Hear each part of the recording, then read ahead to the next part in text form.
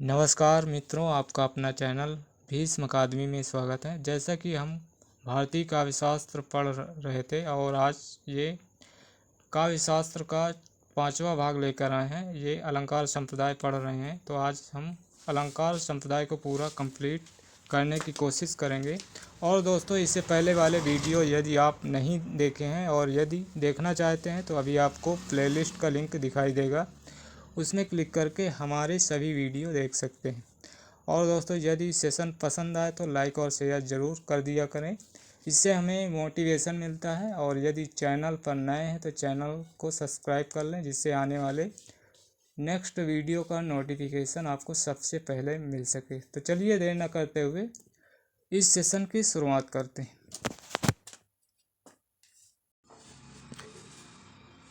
लक्षणा के भेद। लक्षणा के दो भेद हैं, रूढ़ि प्रयोजनवती। और यहाँ पर प्रयोजनवती के भी दो भेद हैं, गौण और शुद्धा। और गौण के भी दो भेद है, सारोपा साध्य वासना। और यहाँ पर शुद्धा के भी दो भेद हैं, उपादान लक्षणा। और उपादान लक्षणा के भी दो भेद हैं, सारोपा साध्य वासना। और यहाँ पर लक्षणा के दो भेद, सारोपा साध्य वासना। चलिए अगला फैक्ट देखते हैं। जब रूढ़ि के आधार पर लक्षणा की जाए या मुख्यार्थ को छोड़कर लक्ष्यार्थ के ग्रहण किया जाए तो कौन सी लक्षणा होगी? तो उसमें रूढ़ि लक्षणा होगी। अगला, जब किसी अभिप्राय विशेष या प्रयोजन के आधार पर लक्षणा की जाए तो कौन सी लक्षणा होगी? तो प्रयोजनवती लक्षणा होगी। लक्षणा के प्रमुख भेद कितने? तो लक्षणा के दो भेद हैं, रूढ़ि लक्षणा, प्रयोजनवती लक्षणा। और लक्षणा के कुल कितने भेद माने जाते हैं? तो 12 भेद माने जाते हैं। और अगला फैक्ट है, किस लक्षणा को अभिधा पुच्छभूता कहते हैं? तो अभिधा पुच्छभूता ये रूढ़ि लक्षणा को कहते हैं। और अगला फैक्ट है, किस आचार्य ने लक्षणा के 80 भेदों का उल्लेख किया है? तो लक्षणा के 80 भेदों का उल्लेख विश्वनाथ ने किया।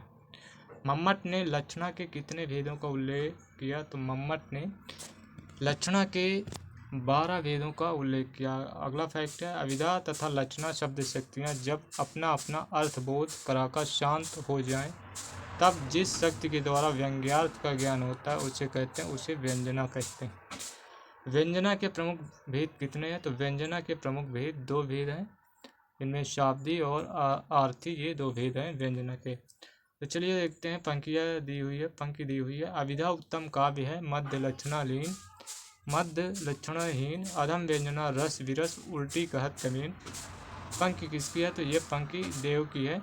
और अगला फैक्ट है, संस्कृत काव्य शास्त्र में शब्द शक्तियों का सर्वप्रथम एकत्र व्यवस्थित विशद तथा संग्रहात्मक निरूपण किस आचार्य ने किया? तो मम्मट ने किया। और अगला फैक्ट है, भारतीय काव्यशास्त्र परंपरा का सूत्रपात ईसा पूर्व 2वीं शताब्दी यानी कि भरत का समय है, किस ग्रंथ से हुआ? तो भरतकृत नाट्यशास्त्र से हुआ। चलिए पंक्ति देखते हैं, कीरति भणिति भूति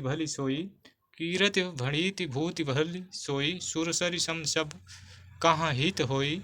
तो काव्य प्रयोजन के संदर्भ में कही गई यह उक्ति किस रचनाकार की है? तो यह उक्ति तुलसीदास की है। तुलसीदास भक्ति काल के राम काव्यधारा के अंतर्गत सगुण भक्ति के अंतर्गत राम काव्यधारा के अंतर्गत तुलसीदास प्रमुख कवि हैं। और अगला फैक्ट है, गिरा अर्थ जल बीज सम कहियत भिन्न भिन्न, किस कवि की पंक्ति है? तो यह तुलसीदास की पंक्ति है। और अगला फैक्ट है, काव्य शास्त्र के संप्रदायों में परंपरा से कौन सा संप्रदाय सबसे प्राचीन है? तो ये रस संप्रदाय सबसे प्राचीन है। और छंदोमंजरी ग्रंथ के प्रणेता कौन है? तो छंदोमंजरी ये गंगादास की रचना है। अगला फैक्ट है, किस काव्य को चित्रकाव्य कहा गया है? तो अधम काव्य को चित्रकाव्य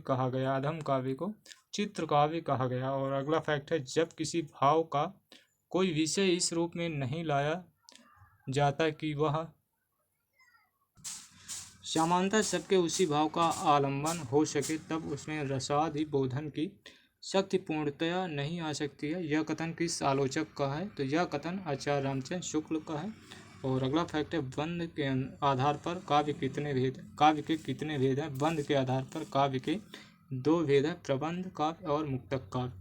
चलिए देखते हैं अगला फैक्ट। पूर्वापर संबंध निरपेक्ष काव्य रचना को कहते हैं, तो मुक्तक काव्य को निरपेक्ष काव्य रचना कहते हैं, और पूर्वावर संबंध निर्वाह सापेक्ष रचना को कहते हैं, तो ये प्रबंध काव्य है। और अगला फैक्ट है शब्द साहित्य किस सदी में प्रचलित हुआ, तो साहित्य शब्द किस सदी में प्रचलित हुआ, तो साहित्य शब्द 7वीं से 8वीं सदी में प्रचलित हुआ। और अगला फैक्ट है संस्कृत में साहित्य के लिए किस शब्द का प्रयोग होता है, तो संस्कृत में साहित्य के लिए वाङ्मय शब्द का प्रयोग होता है। और रस का विरोध किस आचार्य ने किया, तो रस का विरोध आचार्य भामा ने किया, तो ये अलंकार संप्रदाय के प्रवर्तक हैं आचार्य भामा, और इनकी रचना काव्य अलंकार है। और अगला फैक्ट है भारतीय काव्यशास्त्र में काव्य हेतु कितने माने गए हैं, तो ये 3 माने गए हैं, जिनमें से प्रतिभा, व्युत्पत्ति, अभ्यास ये काव्य हेतु माने गए हैं 3। और अंक यह धर्मम यशस्य मायुष्यम हित बुद्धि विवर्धन लोकोपदेश जननम नाट्यम तत् भविष्यति कहकर किस आचार्य ने धर्म, यश और आयु का साधक, हितकारक, बुद्धि का वर्धक और तथा लोकोपदेश को नाटक काव्य का प्रयोजन माना है, तो भरत मुनि ने माना है। अगली पंक्ति है धर्मार्थ काम मोक्षेषु वैचव्यम कलासु च करोति कीर्ति कीर्ति चा साधु काव्य निबंधन। काव्य प्रयोजन के संबंध में ये पंक्तियाँ किसकी हैं, तो ये पंक्तियाँ अलंकार संप्रदाय के प्रवर्तक भामा की हैं। और अगला फैक्ट है गौंडी, पांचाली, वैदर्भी इन 3 रीतियों के अतिरिक्त मागधी, मैथिली नामक रीतियों का उल्लेख किसने किया, तो ये इनके अलावा मागधी, मैथिली नामक रीतियों का उल्लेख राजशेखर ने किया। और अगला फैक्ट है किस रीत का दूसरा नाम ग्राम्य है, तो दूसरा नाम पांचाली का। अगला है तात्पर्य क्या है, तात्पर्य ये अभिधा, लक्षणा, व्यंजना की तरह चौथे प्रकार की नई शब्द शक्ति है तात्पर्य। अगला है भामा अभाववादी कहलाते हैं क्योंकि भामा उन्होंने काव्य में ध्वनि की सत्ता स्वीकार नहीं की, तो इसलिए भामा अभाववादी कहलाते हैं। अगला है कविता को किसने मनुष्य के व्यक्तित्व का प्रकाशन कहा है, तो कविता को मनुष्य के व्यक्तित्व का प्रकाशन रविन्द्रनाथ टैगोर ने कहा, रविन्द्रनाथ टैगोर ने। और अगला फैक्ट देखते हैं किस तत्व को लोकोत्तर चमत्कार प्राण कहा जाता है, लोकोत्तर चमत्कार प्राण कहा जाता है, रस को कहा जाता है। और प्रतिभा मात्र को ही काव्य का हेतु सर्वप्रथम किसने माना है, तो हेमचंद्र ने प्रतिभा मात्र को ही काव्य का हेतु सर्वप्रथम माना है। और अगला फैक्ट है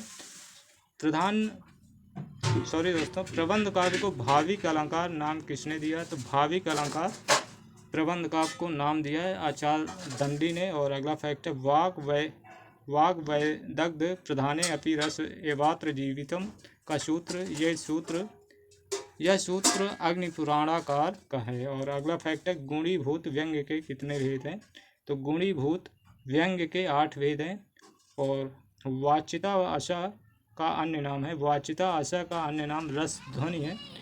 और अगला फैक्ट है भरत ने हास्य रस के कितने भेद माने हैं, तो भरत मुनि ने हास्य रस के 6 भेद माने हैं। और अगला फैक्ट है आशलक्ष्य क्रम व्यंग्य ध्वनि कहकर रस को ध्वनि का एक भेद किस आचार्य ने माना है, तो आनंद वर्धन ने माना है। कुंतक ने वक्रोक्त के भेद व उपभेद माने हैं, तो कुंतक ने वक्रोक्त के 6 भेद और 41 उपभेद माने हैं। अगला फैक्ट है हेतुर्न तू हेतवा किसने कहा, तो ये आचार्य मम्मट ने कहा। और अगला फैक्ट है रमणीय, अनुभूति, उक्ति, वैचित्र और छंद इन तीनों का समन्वित रूप कविता है। यह कथन किसका, तो यह कथन नगेंद्र का है।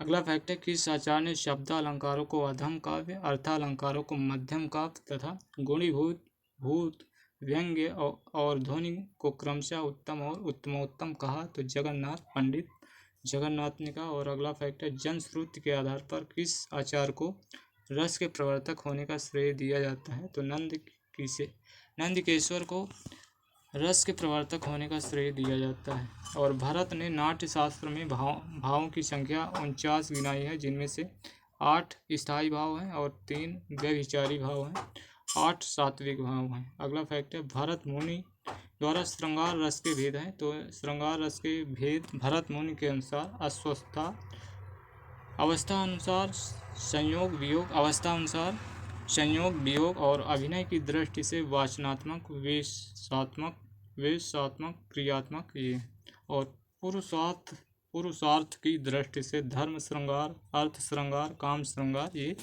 3 भेद हैं। और अगला फैक्ट है धनंजय ने श्रृंगार के 3 भेद बताए हैं, जिनमें से आयोग विप्रयोग संयोग ये 3 भेद हैं। और भरत ने करुण रस के 3 भेद किए हैं। तो इनमें से धर्मोपधातज और अर्थोपचयोदभव और शोककृत ये 3 भेद हैं। और भरत द्वारा भयानक रस के भेद हैं। तो भरत द्वारा भयानक रस के 3 भेद हैं, व्याजजन्य या कृत्रिम अपराधजन्य और वित्रासित तक ये 3 भेद हैं।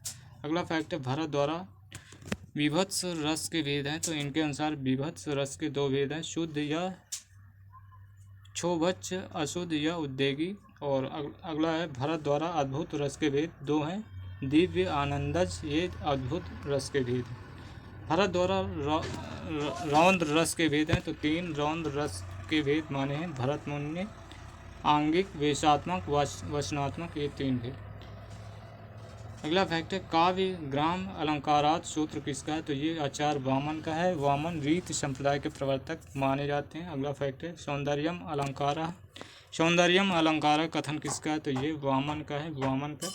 अगला फैक्ट है काव्य शोभा या कर्तारो गुणा तद्तिस हेत्वा अलंकार कथन किसका है। तो ये आचार्य वामन का है।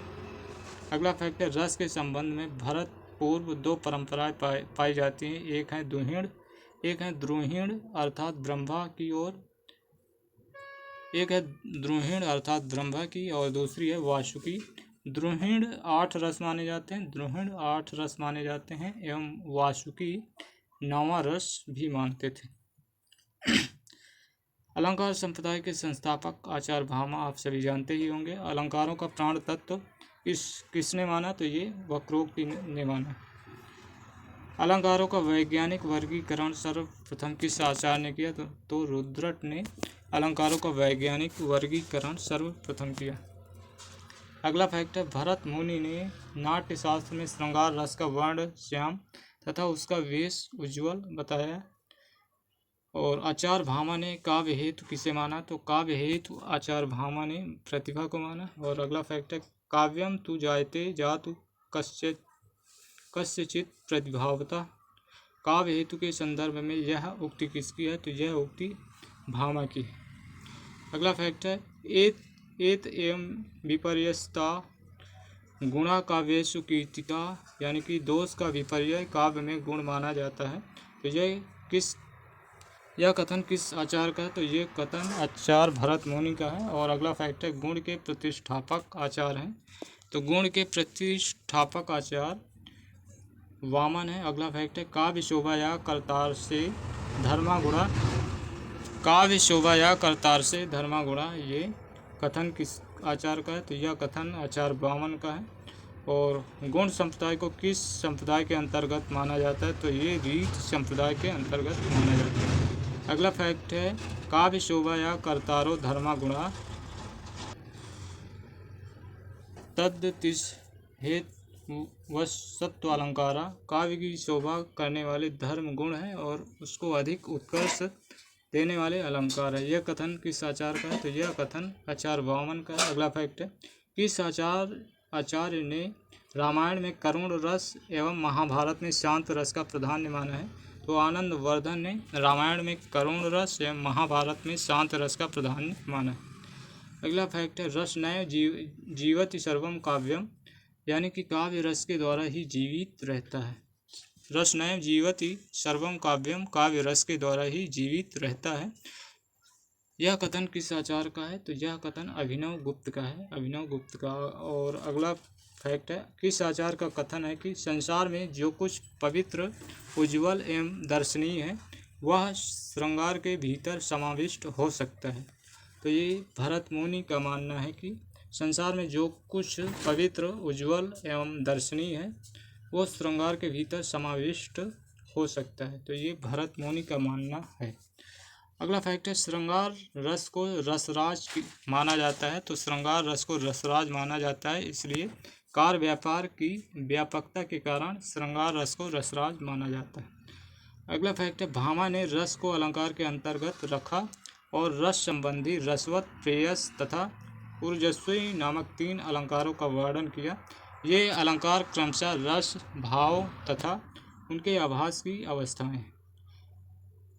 अगला फैक्ट है, सर्वप्रथम किस आचार्य ने रस को अलंकार के अंतर्गत रखकर रस संबंधी रसवत, प्रेयस, ऊर्जस्वी नामक 3 अलंकारों का वर्णन किया? तो ये आचार्य भामा है, जो अलंकार संप्रदाय के प्रवर्तक भी माने जाते हैं। और अगला फैक्ट है, किस आचार्य ने गुणों को शोभाकर धर्म, अलंकारों को शोभावर्धक तथा रस को गुणों की कांति कहा? तो आचार्य वामन ने कहा। और अगला फैक्ट है, सर्वप्रथम किस आचार्य ने रसा अलंकारों में समाहित को स्वीकार किया तथा नाट्य शास्त्र में शांत रस की प्रतिष्ठा की? तो वो नाट्य में शांत रस की प्रतिष्ठा की तो वो उद्भट हैं। और अगला फैक्ट है, किस ध्वनि विरोधी आचार्य ने न्याय सिद्धांत के आधार पर रस की अनुमिति सिद्धांत प्रतिपादित किया और ध्वनि के स्थान पर काव्य अनुमिति की प्रतिष्ठा की? तो वो है मोहिन भट्ट हैं। और अगला फैक्ट है, भरत मुनि के रस सूत्र के प्रथम व्याख्याता भट्ट लोलट के रस विवेचन का सैद्धांतिक आधार है। तो उनका सैद्धांतिक आधार मीमांस है। और चलिए देखते हैं रस सूत्र के व्याख्यात आचार्य एवं उनके सैद्धांतिक आधार देखते हैं। तो आचार्य और उनके सिद्धांत और उनकी दार्शनिक पीठिका। तो भट्ट लोलट, इनके सिद्धांत है उत्पत्तिवाद या आरोपवाद और इनका दर्शन है मीमांस। श्री शंकुक, इनका सिद्धांत है अनुमितिवाद और इनका दर्शन है न्याय। भट्ट नायक, इनका सिद्धांत है भुक्ति या भोगवाद और ये सांख्यवाद दर्शन है। अभिनव गुप्त अभिव्यक्तिवाद और शैव दर्शन। ग्रंथ लेखक संगीत रत्नाकर सारंगदेव का है, ये 13वीं शती का है। और रसायन व सुधाकर, ये सिंह भूपाल यानी कि 14वीं शती का है इनका। और रस प्रदीपकार, ये प्रभाकर की रचना है 16वीं शती के आसपास की। अगला है, रस को 2 वर्गों में सुख कारक, दुख कारक में बांटकर किन आचार्य द्वय ने करुण, भयानक, बीभत्स, रौद्र को दुख कारक तथा शेष को सुख कारक माना है? तो रामचंद्र गुणचंद है। और अगला फैक्ट है, नवरस नामक ग्रंथ के लेखक हैं। तो नवरस नामक ग्रंथ के लेखक बाबू गुलाब राय हैं। और रस कलश नामक ग्रंथ के लेखक अयोध्या सिंह उपाध्याय हरियौंद हैं। और इनकी रचना त्रिप्रवास को आधुनिक काल का प्रथम महाकाव्य माना जाता है। अगला फैक्ट है, सर्वप्रथम किस आचार्य ने रस को काव्यात्मा घोषित किया? तो रस को काव्य की आत्मा घोषित किया है विश्वनाथ ने। और पंक्ति है, द्विधा भिन्नम स्वभावोक्ति वक्रोक्ति चेत वाग्मय, अर्थात वाग्मय के 2 भेद हैं, स्वभावोक्ति तथा वक्रोक्ति। यह कथन किस आचार्य का? तो ये दंडी का है। और अगला है, भामा के समान किस आचार्य ने वक्रोक्ति को अतिशयोक्ति का पर्याय मानते हुए उसे समस्त अलंकारों के मूल स्वीकार किया तथा वक्रोक्ति को लोक सीमतिवर्तिन विवक्षा अर्थात वस्तु के लोकोत्तर वर्णन की इच्छा कहा है? तो दंडी का मानना है। और विश्वनाथ ने वक्रोक्ति को माना है? तो विश्वनाथ ने वक्रोक्ति को शब्द अलंकार माना है। और अगला फैक्ट है, यदि हम साहित्य को जीवन की व्याख्या माने तो आलोचना को उस व्याख्या की व्याख्या मानना पड़ेगा। यह कथन किसका है? तो यह कथन डॉक्टर श्याम सुंदर दास का है, श्याम सुंदर दास। और अगला फैक्ट है, प्रतिभा अस्य हेतु व्युत्पत्ति पद्भ्याम साभ्याम संस्कारया, कथन किसका है? तो यह कथन आचार्य हेमचंद का है। और अगला फैक्ट है, हेमचंद प्रथम आचार्य हैं जिन्होंने तीनों काव्य हेतुओं, जिनमें से प्रतिभा, व्युत्पत्ति, अभ्यास में से केवल प्रतिभा को जो की व्युत्पत्ति और अभ्यास के द्वारा परिष्कृत होती है काव्य हेतु माना है। तो प्रतिभा आश्य हेतु व्युत्पत्ति भ्याम साभ्याम संस्कारया और अगला फैक्ट है शक्ति कवित्व बीजा, शक्ति कवित्व बीजा संस्कार रूपा कथन किस आचार्य का है? तो यह कथन आचार्य मम्मट का है। और अगला सा प्रतिभा काव्य घटना अनुकूल शब्दार्थों उपस्थिति काव्य काव्य रचना के अनुकूल शब्द और अर्थ को प्रस्तुत करने की क्षमता को प्रतिभा कहते हैं। कथन किस आचार्य का है? तो यह कथन आचार्य पंडित जगन्नाथ का है। और अगला फैक्ट है गुरु उपदेशाध्येतुं शास्त्रम जड़ धियो अपलयम काव्यम तु जायते जातु कस्याचित प्रतिभावते। यानी कि शास्त्र पठन तो गुरु उपदेश द्वारा जड़ बुद्धि के लिए भी संभव है, पर काव्य निर्माण के लिए प्रतिभा अपेक्षित है। कहकर सर्वप्रथम किस आचार्य काव्य हेतुओं के संदर्भ में प्रतिभा की अनिवार्यता घोषित की है? तो आचार्य भामा ने घोषित की है। अगला फैक्ट है रुद्रट कुंतक ने काव्य हेतुओं की संख्या मानी है। तो रुद्रट कुंतक ने काव्य हेतुओं की संख्या 3 मानी है, जिनमें से काव्य हेतु हैं शक्ति, व्युत्पत्ति, अभ्यास, ये 3 काव्य हेतु। अगला फैक्ट है नैसर्गिकी प्रतिभा, निर्मल शास्त्र ज्ञान और आमंद अभियोग यानी कि अभ्यास को काव्य हेतु किस आचार्य ने माना है? तो ये दंडी ने माना है। अगला फैक्ट है किस आचार्य ने प्रतिभा को एक आवश्यक हेतु माना है? किंतु इस तथ्य का भी उद्घाटन किया कि प्रतिभा यानी कि शक्ति के बिना भी किन्हीं अवस्थाओं में व्युत्पत्ति और अभ्यास के आधार पर काव्य रचना संभव है। तो ये दंडी का मानना है। अगला फैक्ट है किन आचार्यों ने प्रतिभा को काव्य हेतु और व्युत्पत्ति तथा अभ्यास को प्रतिभा का हेतु माना है? तो ये आचार्य हैं हेमचंद, वाग्भट्ट, द्वितीय, जयदेव, जगन्नाथ। ये सभी प्रतिभा को काव्य का हेतु और व्युत्पत्ति तथा अभ्यास को प्रतिभा का हेतु माना है। अगला फैक्ट है किस आचार्य ने प्रतिभा अथवा शक्ति को काव्य का अनिवार्य हेतु और व्युत्पत्ति अथवा निपुणता तथा अभ्यास को काव्य का काम्य हेतु माना है? तो आनंद वर्धन ने माना है। अगला फैक्ट है रमणीय, अनुभूति, उक्ति, वैचित्र और छंद इन तीनों का समन्वित रूप ही कविता है, यानी कि रसात्मकम शब्दार्थ ही काव्य है, रसात्मकम शब्दार्थ ही काव्य है।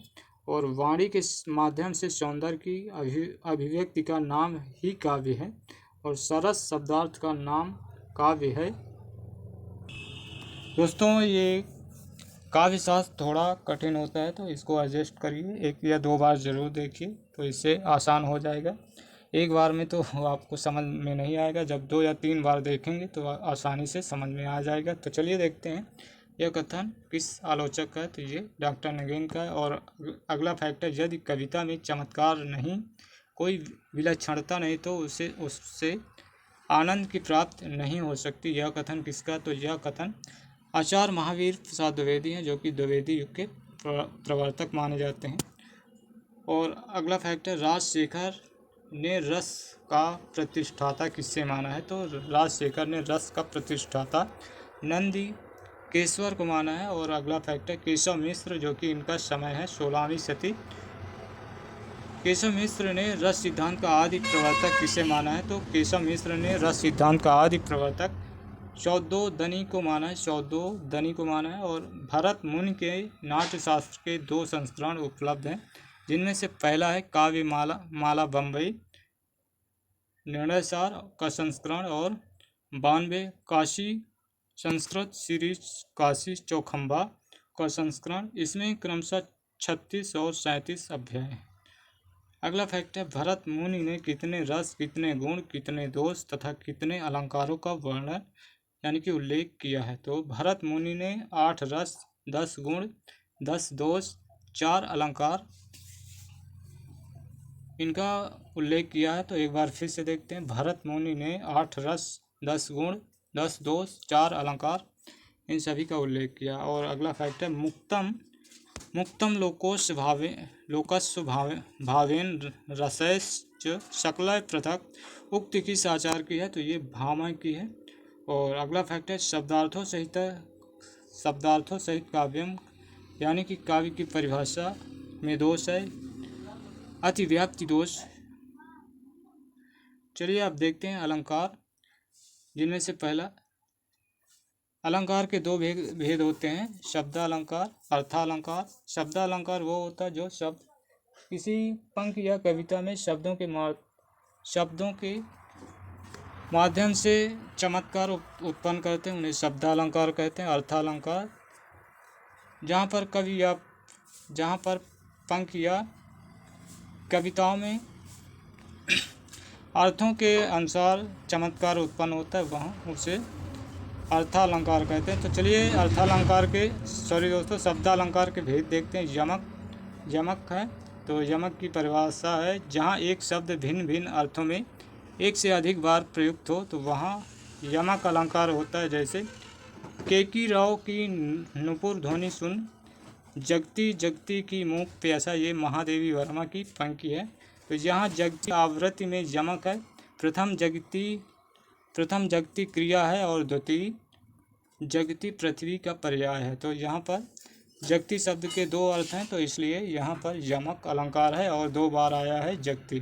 चलिए अब दूसरा अलंकार जो कि श्लेष है, श्लेष की परिभाषा देखते हैं। जहाँ ऐसे शब्दों का प्रयोग हो जिनके एक से अधिक अर्थ होते हैं, यानी कि शब्द एक बार आए और उस शब्द के अर्थ एक से अधिक हो तो वहाँ श्लेष अलंकार होता है। जैसे रहीमन पानी राखिए, बिन पानी सब सून, पानी गए ना उबरे, मोती मानुष चून। यहाँ पर पानी शब्द के 3 अर्थ हैं।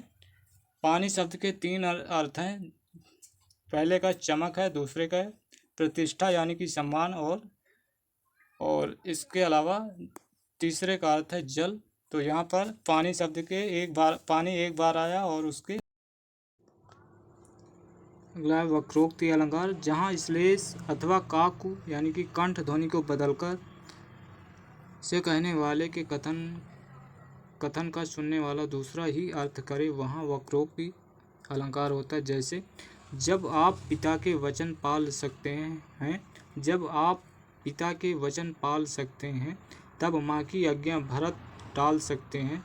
यहाँ द्वितीय पंक्ति में काकु द्वारा नहीं टाल सकते, यह अर्थ होता है। अगला है उपमा देखते हैं। जहाँ किसी प्रकार की समानता के कारण एक वस्तु दूसरी वस्तु के समान कही जाए, वहाँ उपमा अलंकार होता है। उपमा के 4 अंग होते हैं। इसमें उपमेय को देखते हैं। उपमेय जिस वस्तु का वर्णन किया जाता है उसे उपमेय कहते हैं, जिस वस्तु का वर्णन किया जाता है उसे उपमेय कहते हैं। और दूसरा उपमान, किसी वस्तु के लिए जिस वस्तु की क्षमता दी जाती है उसे उपमान कहते हैं। और अगला साधारण धर्म, जिस विशेषता के कारण उपमेय और उपमान में क्षमता दिखाई जाती है उसे साधारण धर्म कहते हैं। और वाचक, जिस शब्द के द्वारा उपमेय और उपमान की समानता सूचित होती है वह वाचक कहलाता है। जैसे सा, ईव, तुल, लव, सदृश, सम, ज्यों, जैसे, जिमि, समान, इमि आदि उदाहरण देखते हैं। पीपर, पात, सरिस, मंडोला। यहाँ पर मन उपमेय है और पीपर यानी पीपर का पत्ता उपमान है। सरिस वाचक शब्द है और डोला साधारण धर्म है, अतः यह उपमा अलंकार का उदाहरण। अगला देखते हैं रूपक अलंकार। रूपक अलंकार में उपमेय में उपमान का आरोप रूपक कहलाता है। जैसे रोमावली की सरसैया में, अर्थात रोमावली रूपी सरसैया, तो यहाँ पर रूपक अलंकार है। और अब देखते हैं भ्रांतिमान अलंकार, यानी कि इसकी परिभाषा देखते हैं। सादृश्य के कारण एक वस्तु को दूसरी वस्तु मान लेना भ्रांतिमान कहलाता है। सादृश्य के कारण एक वस्तु को दूसरी वस्तु मान लेना भ्रांतिमान अलंकार कहलाता है। और इसका उदाहरण देखते हैं। नाक मोती का अधर की कांति से, नाक का मोती अधर की कांति से, बीच दाड़िम का समझकर भ्रांति से, देखकर सहसा हुआ सुख मौन, सोचता है अन्न सुख यह कौन। तो इसमें यह भ्रांतिमान का उदाहरण है। यहाँ उर्मिला की नाक और मोती में अनार का दाना पकड़े हुए सुख का भ्रम घर के पाले हुए सुख का हो रहा है, तो इसलिए ये भ्रांतिमान अलंकार है। भ्रांतिमान अलंकार का उदाहरण अब देखते हैं संदेह अलंकार। इसकी परिभाषा, यहाँ सत्य का ठीक निश्चय न होने के कारण उपमेय का उपमान के रूप में वर्णन किया जाए, जैसे विरह है अथवा यह वरदान, विरह है अथवा यह वरदान। यहाँ विरह और वरदान में निश्चय नहीं हो पाता है, अतः यह संदेह अलंकार का उदाहरण है। और भ्रांतिमान और संदेह में यह अंतर है, भ्रांतिमान और संदेह में यह अंतर है कि भ्रांतिमान में भ्रम को सत्य मान लिया जाता है, भ्रांतिमान में भ्रम को सत्य मान लिया जाता है, जबकि संदेह में सत्य असत्य का निश्चय नहीं हो पाता है। और अगला है उत्प्रेक्षा अलंकार। उत्प्रेक्षा अलंकार, इसकी परिभाषा, जहाँ उपमेय यानी कि प्रस्तुत की उपमान यानी कि अप्रस्तुत रूप में संभावना की जाए। इसके वाचक शब्द हैं मनु, मानव, जनु, जानव, मानव, जानव, इव, खलु आदि शब्द आए तो यहाँ पर अधिकांशतः उत्प्रेक्षा अलंकार होता है। जैसे वह देखो वन के अंतराल से निकले, वह देखो वन के अंतराल से निकले, मानो दो तारे क्षितिज जाल से निकले। तो ये साकेत जो कि मैथिली शरण गुप्त की रचना है, 1931 ईस्वी की है, और तो ये पंक्ति साकेत से ली गई है। तो अगला अलंकार है अतिशयोक्ति। अतिशयोक्ति, इसकी परिभाषा देखते हैं। जहाँ लोग सीमा का उल्लंघन करते हुए अर्थात बहुत बढ़ा चढ़ाकर प्रस्तुत उपमेय की प्रशंसा की जाए, उसे अतिशयोक्ति कहते हैं। जैसे पड़ी अचानक नदी अपार, घोड़ा कैसे उतरे पार, राणा ने सोचा इस पार, तब तक चेतक था उस पार। तो ये बढ़ा चढ़ाकर वर्णन किया गया, तो इसलिए यह अतिशयोक्ति अलंकार का उदाहरण है। अगला है प्रतिवस्तु उपमा। तो इसकी परिभाषा देखते हैं। जहाँ उपमेय और उपमान वाक्यों में एक ही साधारण धर्म विभिन्न शब्दों से कहा जाए, वहाँ प्रतिवस्तु उपमा अलंकार होता है।